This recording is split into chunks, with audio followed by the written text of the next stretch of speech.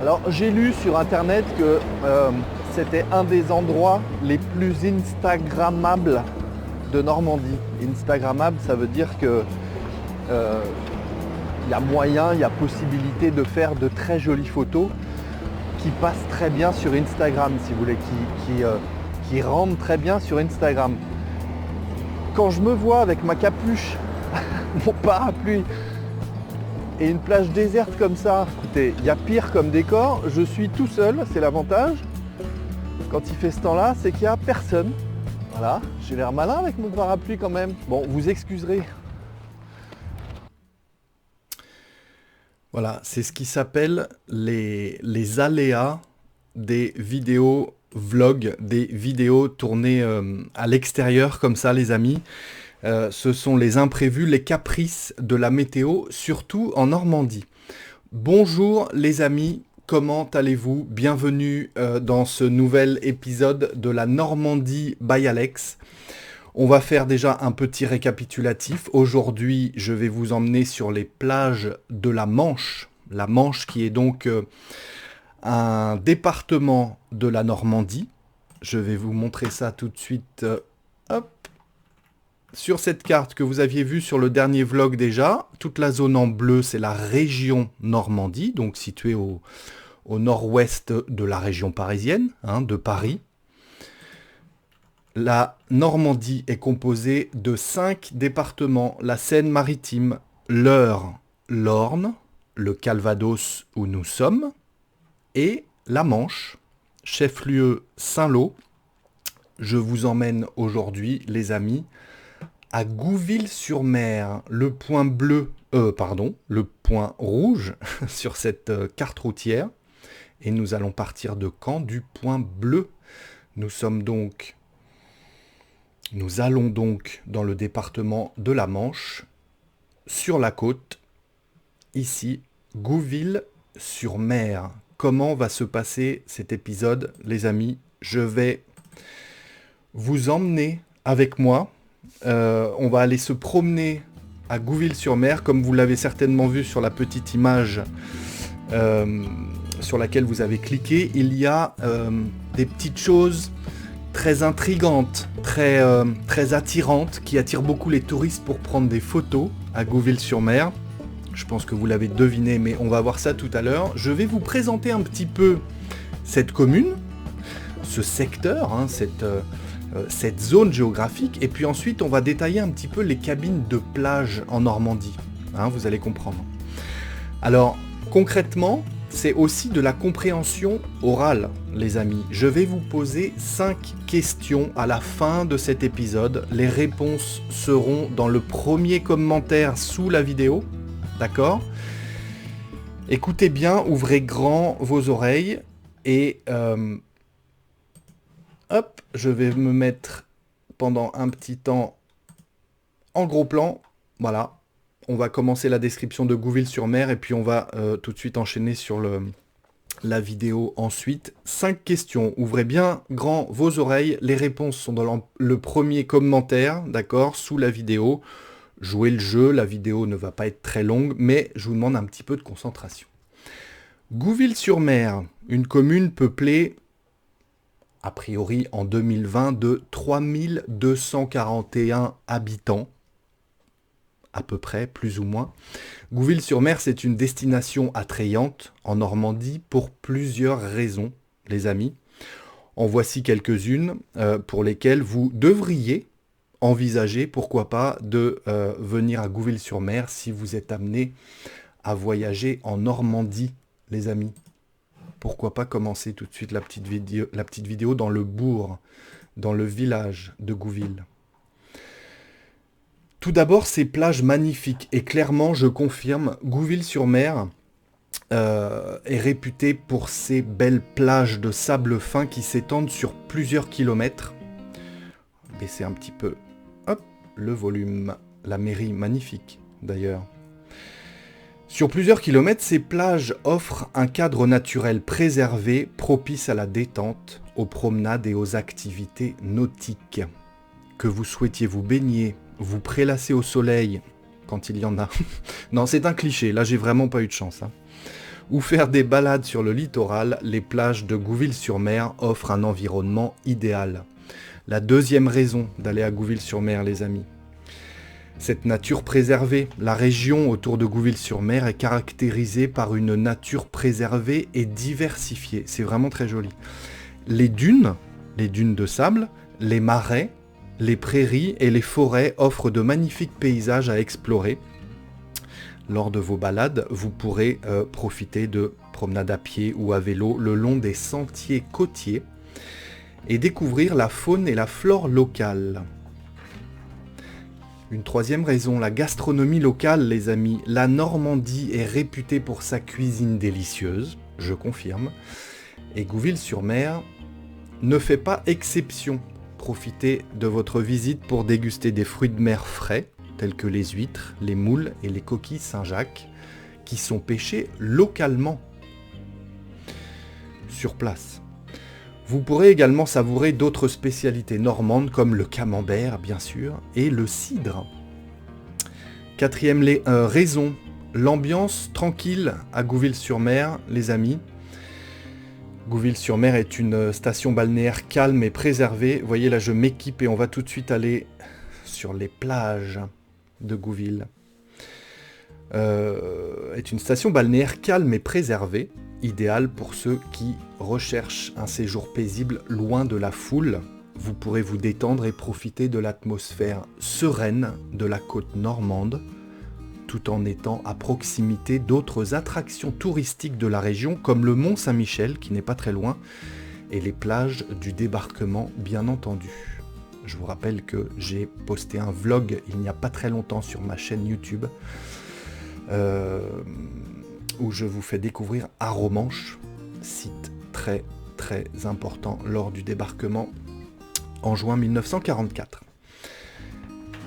La cinquième, et la voici sous vos yeux, la cinquième raison pour laquelle il faudrait venir à Gouville-sur-Mer, les amis, ce sont les cabines de plage attrayantes, pas de liaison, les cabines de plage attrayantes, c'est l'ensemble du cadre environnant, les plages de sable fin, les dunes et l'atmosphère paisible qui règne dans cette station balnéaire, et sincèrement je confirme, c'est très agréable. L'ensemble crée une ambiance vraiment sympa pour les visiteurs et ajoute l'attrait global à l'attrait global de l'endroit. C'est très joli. Je vais vous en dire un petit peu plus sur les cabines de plage en Normandie. Les cabines de plage en Normandie ont une longue histoire qui remonte au début du XXe siècle.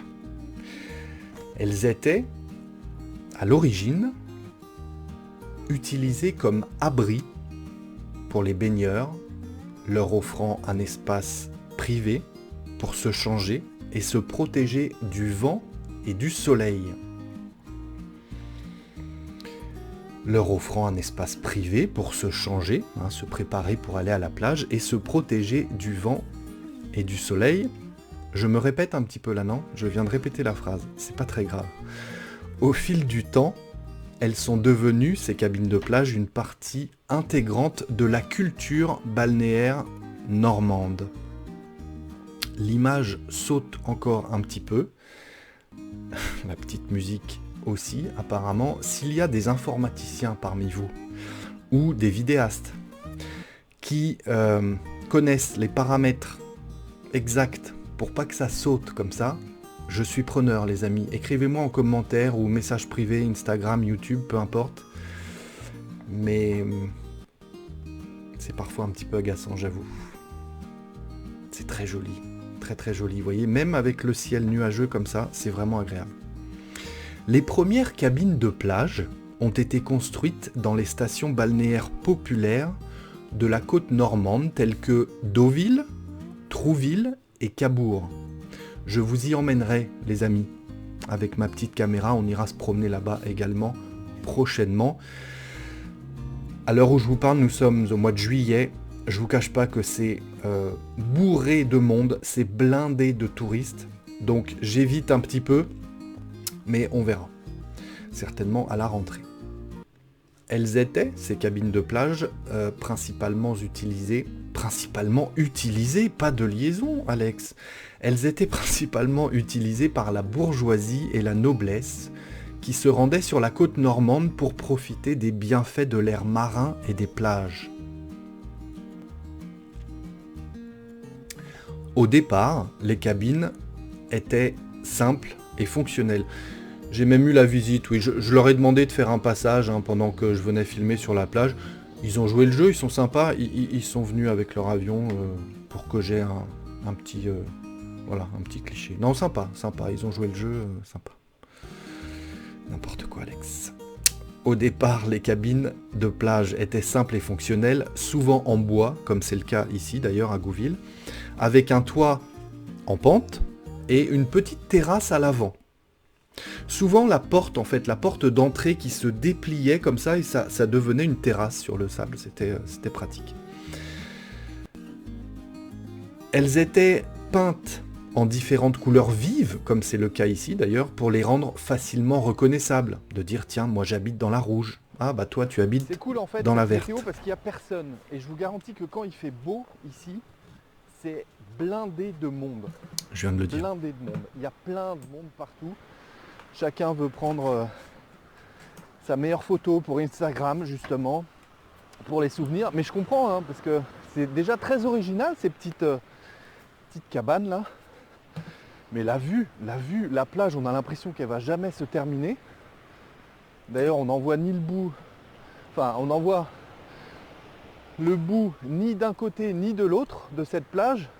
Non, vraiment, vraiment sympa l'endroit. Mais je pense que là la pluie c'est fini pour aujourd'hui. Toujours mon parapluie au cas où. Toujours être prévoyant les amis.